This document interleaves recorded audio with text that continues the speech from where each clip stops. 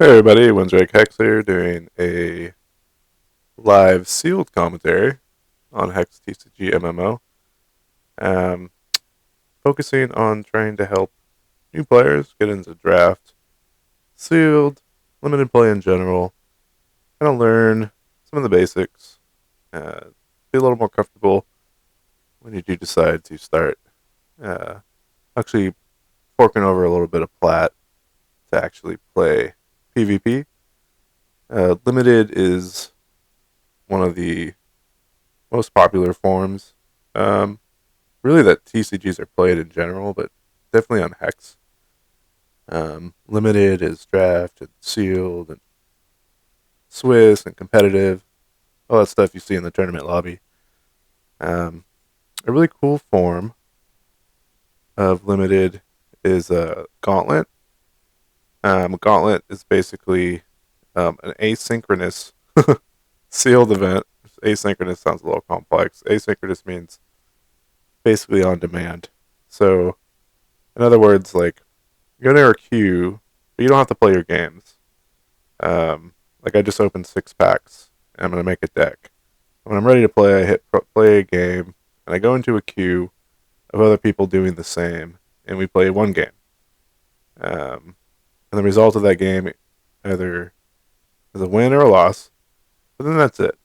You can basically not play for another week, 2 weeks, forever, theoretically. Though, when set 4 comes out, I don't know if set 3 only sealed is going to be supported. If you're still in a queue, chances are you'll get a ticket um, if you can't play anymore. Um, but anyway, that's kind of an aside. So I wanted to go over basically some of the basics of sealed. It's a little different than draft, though. For the most part, the principles are the same. The deck building is pretty much the same, for the exception of the games are way slower. They're slower because the decks aren't as like streamlined, um, and that you're not like kind of custom building a deck as you go. Like you're pretty much stuck with whatever you open. So um, you're often forced to play worse cards. Also, you tend to have less removal just because you can't first pick removal or prioritize it. So that's another reason why the games are a little slower. And because you're opening up so many packs and there's no competition for those packs, like you also are going to have cards. There's going to be more bombs. Bombs are basically cards that can win the game all on their own, and we'll point out a couple bombs in this sealed pool. Um,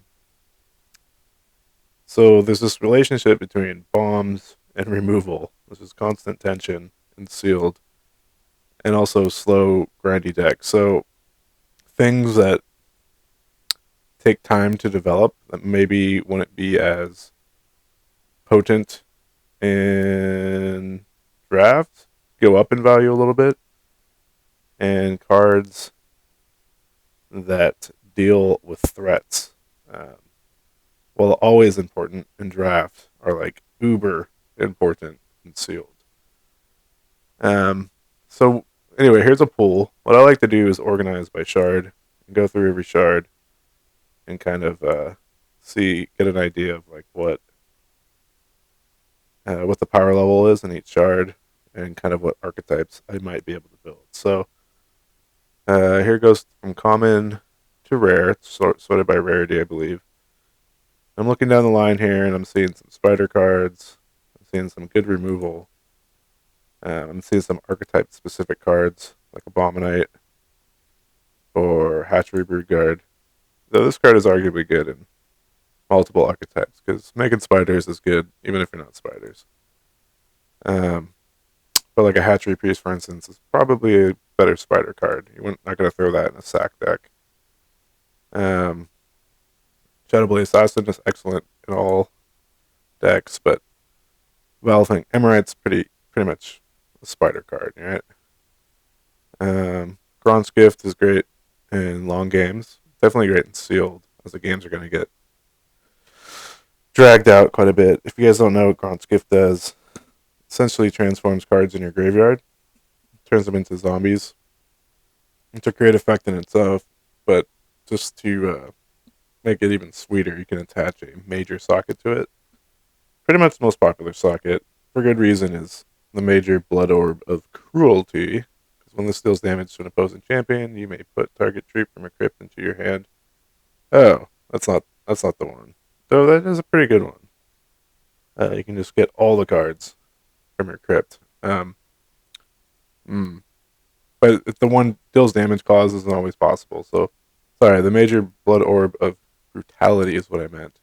And that you're making these 2/2 zombies, and when they come out, they nerf something's attack for 2. It's a very good effect. And a card that wants to just kind of control the game and build up inevitability, basically a board state that's going to win, i.e., a bunch of zombies. The Ground Skiff's very good in both draft and sealed, but exceptionally good in sealed. Also, Necrofet is a solid card in that a 5/3 for 5 that gets to come back once it dies. You could cast it again for 7. I guess theoretically, if that died at 7, you could cast it again for 9. Kind of like a good late game card that just keeps blocking or attacking, whatever you need it to do. It's good at both. But also you can shift it. So if you have an effect, a card your opponent just can't deal with, or can only deal with it once, or whatever, you get to keep replaying it. Extra bonus if that card happens to have like an enter the battlefield effect, then you get to keep triggering that. And also, like we said, there's some tension between bombs and removal and sealed. So like, this will hopefully tip the scales in your favor in a long game deck. So I'm definitely curious whether or not spiders or sack or whatever is quite where we want to be. That will be revealed as we go through the rest of the shards, but definitely has some strong candidates in blood. So now we'll turn off blood, open up diamond, and see what's going on. Instantly, I see a lot of cards I really like. Deadeye Slicer is good all-purpose card in that it's a 2/2 Swift Strike for 3, which is fine. But being able to shift really on anything, the Swift Strike is excellent. Adds a lot of flexibility, and also it's just efficient. And a lot of cards care about shift, so it's a good all-purpose card. 3 resources. One of my favorite cards in Diamond, Ethereal Caller, has when this enters play, transform target troop in your crypt into a phantom, put it into play. So Ethereal Callers play really nice with Spiritbound Spies and the champion ability of Madame Banana. I don't really know how she's fully pronounced, but and that things are dying, but they're getting the tagline of when this dies, get a phantom, or things are dying, this guy's dying, but he has a buff on him, so that when he finally dies, you could transform him back and get this like reoccurring threat thing. And then when it dies, with the champion, you tacked on the champion ability, it's making spirits twice, it's making spirits 3 times because you brought it back. You just keep getting 1/1 flyers, keep getting value whenever something dies, and you keep making your opponent have to deal with these threats over and over and over again. And like we said, there's tension between removal and bombs and threats. So another great card in draft, but even better in sealed. Etherealize, though, it's kind of a weak card in that it leaves the 1/1 phantom behind when you quote unquote remove something. It's a necessary evil in draft because it's kind of limited on your removal. That being said, we do have a Pride's Fall, which is definitely going to be main decked and sealed if we play Diamond. Just because in Gauntlet you don't have a sideboard, so you don't have the luxury of sideboarding this card, but chances are it's going to have a target. It's going to be able to target one of our opponent's big bombs and hopefully turn the tides in our favor. Other cards I like Spirit Eagle. 2/2 flyer for 4 is great. The fact that it can help get other troops through really helps the damage race. Good tempo plus play, and that your opponent can't stall out and block. If he has only one troop to block, it keeps the momentum in your favor. It's an evasive threat. It's responsible for a lot of one matches and hacks. Spirit Bound Spy in any deck is great. Whether you're going aggro, whether you're going sack. It's truly a sack card though, in that you want to buff this guy up early with cards maybe we'll see later, so that when it's a threat in and of itself, and then when it dies, it makes an evasive threat in and of itself and a phantom, and then your opponent has to deal with like something difficult to deal with in the first place twice. That's just oftentimes too much for decks to deal with. The fact that I have 2 makes me really want to go into Diamond. Some cards that also really make me want to go in the Diamond is Chimera Guard Fallen. For 3 resources, getting a 2/2 that the 4/2 when it attacks, because it has its toughness added to its attack, is great. Being able to shift, it allows you to do some really broken things and putting it on something that's just ginormous and difficult to deal with. Also, it's shift. Things care about shift. And, yeah, just a great card. The fact that we have 2 is also tipping the scales heavily to put us into Diamond. Mesa Lookouts could kind of get you card in that you gain life. Sometimes it'll help you win combat because it can put 2 toughness to something. It itself can win combat as a 2/4. When you're trading off when your opponent's swinging in with his 2 toughness thing and doesn't realize you have Mesa Lookout up. It's kind of a get you card because it's a quick action. Definitely great against aggro. And then 2 Neophyte Awakeners. Neophyte's pretty interesting in this pool because it reverts and gets 3 cost things back out of your crypt. And a lot of our favorite cards in this pool cost 3, like Chimera Guard, Spirit Bound Spy, Mesa Lookout. So that's pretty cool. So probably the fact that we have 2 of those means that, and the games are going to go longer, makes that card pretty good. See what else we have. Oh, look at that. Here's a bomb. 5 cost, Golden Avenger, 4/4, Flying Swift Strike. That in and of itself makes it at least deservative of rare. I mean, it's quite a powerful package on a card. The rate is really good. What I mean by rate is its cost to power level. But this thing doesn't go away. So when Golden Avenger dies, revert it, then create a mask of the Avenger and put it into your hand. So the mask basically allows you to make another Golden Avenger. So that's pretty cool. Like, honestly, this is a consistent threat that your opponent can't really deal with ever. The best you can do is push through enough damage when it's in its reverted stage. But honestly, the card's great. So, and its troop type is hero. It's just a hero for good reason. So, I can almost assure you that we're going to be in Diamond at this point. And then I'm pretty happy just going sack at this point too, because I think we already saw Blood being pretty strong and pretty synergistic in that archetype. But to be fair, let's keep looking. On to Ruby. Well, now, pretty interesting card. So, Death Mask Assailant, nice evasive troop in and of itself. Again, early game in that oftentimes something with just 1 power out. But what this card really shines is later in the game when you shift this on to something with a high attack power, or you have a champion ability that can make its attack more, or you add something to it.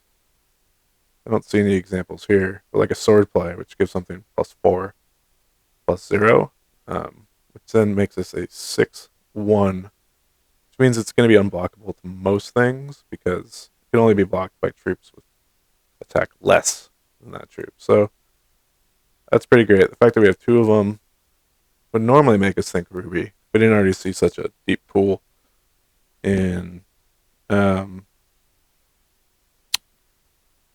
Diamond, though we could go Diamond Ruby. Um, Other cards that jump out are Skewer, uh, 3 damage for 3, quick action. To a troop is great. You need removal, like we said. Also, it acts as a finisher in a lot of ways because there's a lot of one toughness things in set 3, and when it does 3 damage to a 1 toughness thing, you get a little bonus by doing extra 3 damage to that troop's controller. That is surprisingly excellent in this set. A, there's a lot of targets, and B, aggro decks tend to be really good at doing 15 points of damage. I struggle with that last 5 points of damage. So anything that can give you a little bit of reach, as they call it, to finish the game, is superb. Staggering Blast is a great finisher. Oftentimes will sweep the board on your opponent's side because it has a bunch of 1 toughness things. Helps aggro finish the game. And yeah. And then we have some kind of constructed cards. So not super deep in Ruby, but something to think about. Let's go on now to Sapphire. And we see some good kind of evasive things, some ideas, but not enough. Well, not enough for me to necessarily what we've seen already to go into Sapphire or think about Sapphire. Mainly when I look at Sapphire in a sealed pool, I'm mainly thinking, how does it? Is there enough to support spiders? We saw in Blood that we had some good spider cards, but we didn't really have the enablers and things that we really needed to push the deck through. So what we see is some good evasive troops. This 2/4 for 4, fine. Be able to get a quick action out of your deck or out of your crypt back when you play a troop. Well, it's a lot of text, but basically, if you play this, it prophesizes the next troop in your deck, and that troop's casting cost is tagged on to the stack. When you cast it, it will then look into your crypt and see if you have anything that's at casting cost or below. If so, you can then take that action and put it into your hand. Very powerful effect, especially in tempo games when you're playing things like Entangling Webs. Well, being able to cast this in succession, like 2 in a row, it's quite powerful. You're just basically taking your opponent's troops out of the game for a few turns and doing a bunch of damage, probably with flyers or big fat things if you're paired with wild. Cool stuff. Windborne's great, especially when paired with wild, because it's a little threat in and of itself, and then when it gets stabilized, you can put flight on like a 4/4 or a 5/5 and do a bunch of damage. Zach Webguard is spidery. Very good spider card. One of the premier commons, I think, in spider. Especially when you get a bunch of spiders late game and they start triggering and you're just exhausting your opponent's stuff on his turn. It really helps you win the race because you're swinging in with a bunch of 1/1 unblockables. Pretty cool. And then we see a good late game card. Hard to deal with flyer. A good Spider Matters card. And an efficient troop. Probably better in constructed, though over it's pushed in that it has for 2 resources, quick troop. The fact that it has 3 powers, pretty awesome, and the fact that it helps you kind of it's a little bit of a card advantage in that you can play it when it's on the top of your deck. So it's effectively in your hand. Though it's not, so it's kind of cool. but I'm not sure if I don't think we're gonna have enough enablers for spiders. Kind of my first glance.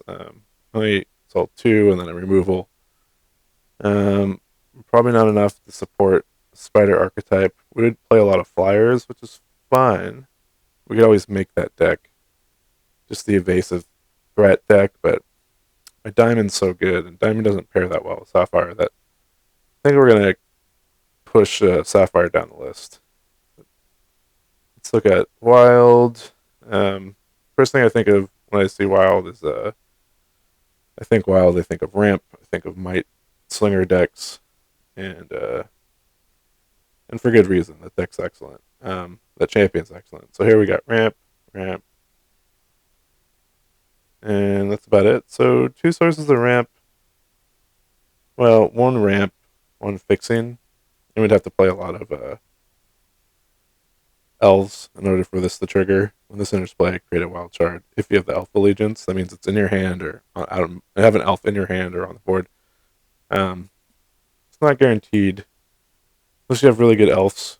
It's generally not the best idea to fill your deck full of Nebulin Tree Guard just because it's an elf. Though it is an underrated card, there tends to be just better things to put in your deck.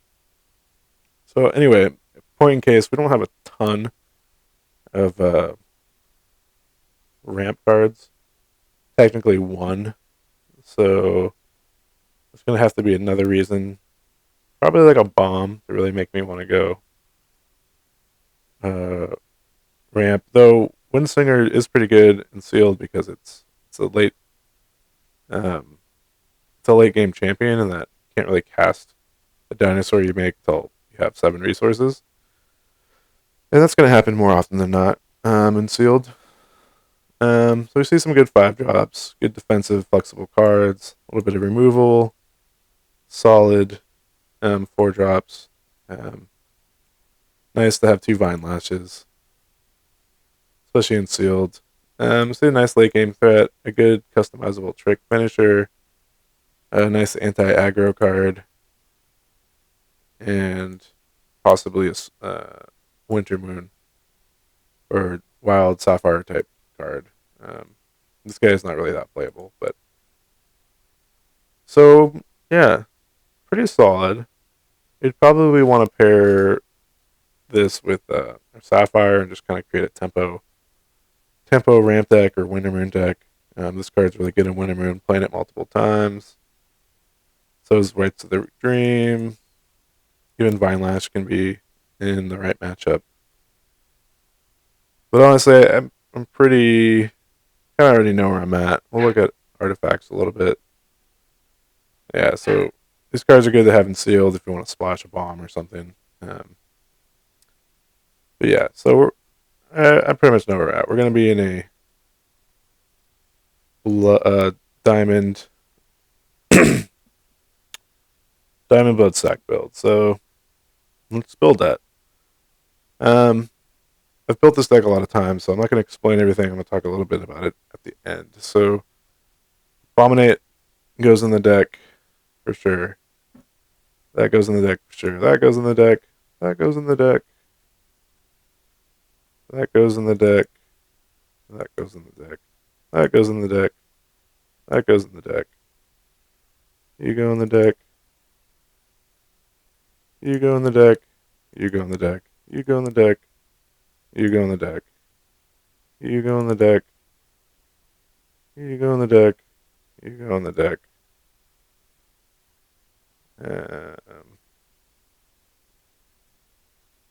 23rd card. Well, 20. Well, need 2 more. Interesting. Could play one of these. Sorry, I'm not explaining everything. I want to build the deck and then talk about why I picked everything I picked. Hmm. I guess Warlock's pretty good. And then. Okay. Well, let's talk about the deck and then hopefully our 22nd card will come to us. Um, so essentially, this champion here is what makes sack. Madam Anna. And the reason being is that the target troop you control gets, when this dies, create a phantom and put it into play. So it's called sacrifice because you're sacrificing your own troops to gain an advantage. Or when something dies, you get an advantage. And this is essentially how you turn on this champion ability. You want your troops to die so that you can get the 1/1 flyers. In and of itself, it's not great. I mean, oftentimes you're going to have troops that are better than a 1/1 flyer. So where this archetype really shines is when you're sacrificing something, you're gaining a benefit, and then you're getting an additional benefit of the 1/1 flyer. Cards that do that, and combos that do that would be things like Abominate. There's an additional cost to play this, sacrifice a troop. This gets +3/+3. So that's normally not the best, but when you're sacrificing something like a bloat cap, which isn't really much of a troop in and of itself, your opponent's discarding a card, you probably tacked on your Madam Banana Spirit Champion ability to this, you're getting a 1/1, and then something else is becoming a getting +3/+3. That thing that you really want to get +3/+3 would be the Spirit Bound Spy, because when this dies, it gets transformed into a phantom. That phantom retains this whatever stats the Spirit Bound Spy had. So this is a 4/4. Well, now when this dies as a 4/4, it transforms into a 4/4 phantom. So that's 4/4s have to be dealt with in most games. The fact that your opponent would have to deal with it twice is kind of hard. It's a lot to ask of any deck. So that's why that card's great. Also, Warlock has a similar effect, though it's not permanent. So the way that Warlock works is that you use this maybe on something that can't be blocked, and you sacrifice all your other stuff that is no longer relevant in the game. Like maybe your 1/1 flyers are being blocked or something, and can't get through a 2/4 flyer, but you have a spider out or something.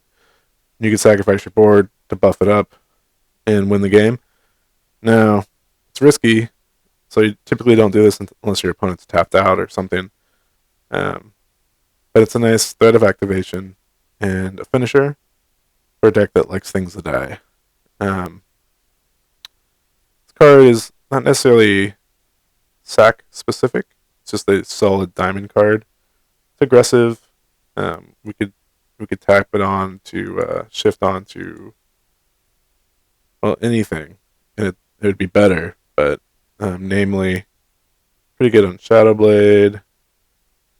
Really good on Golden Avenger.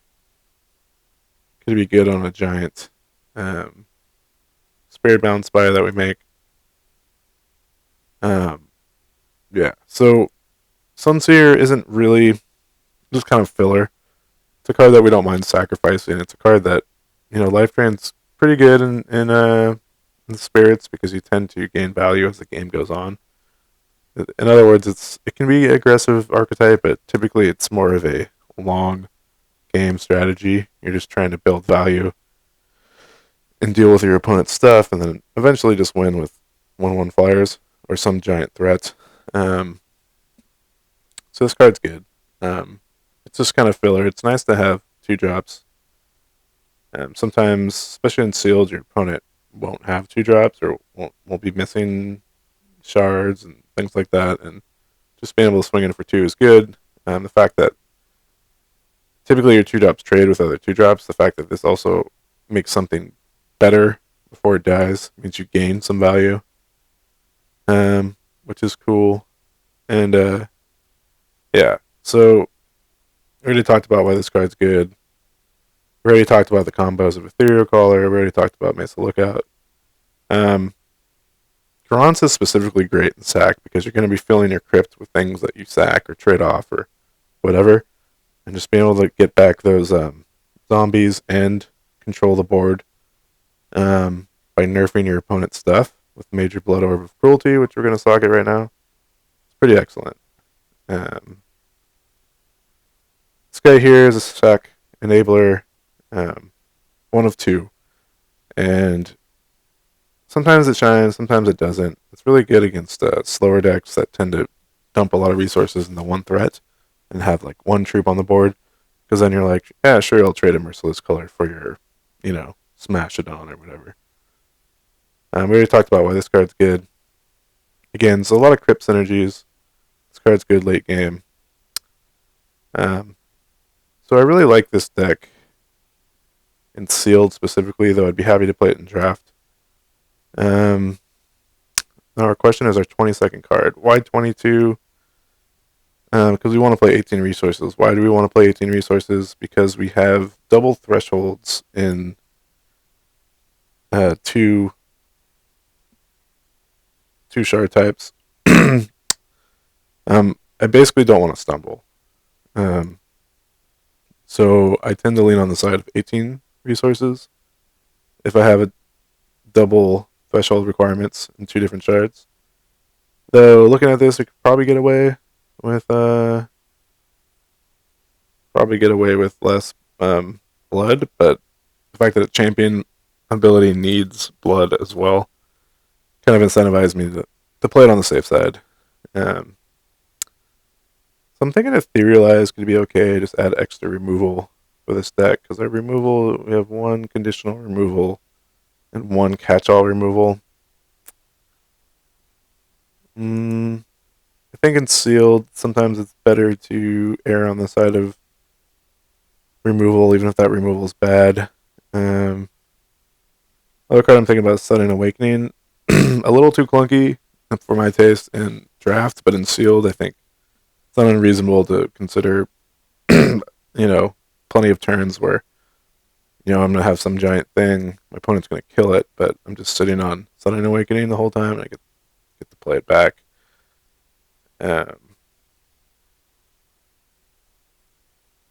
So I don't know if two removals enough though.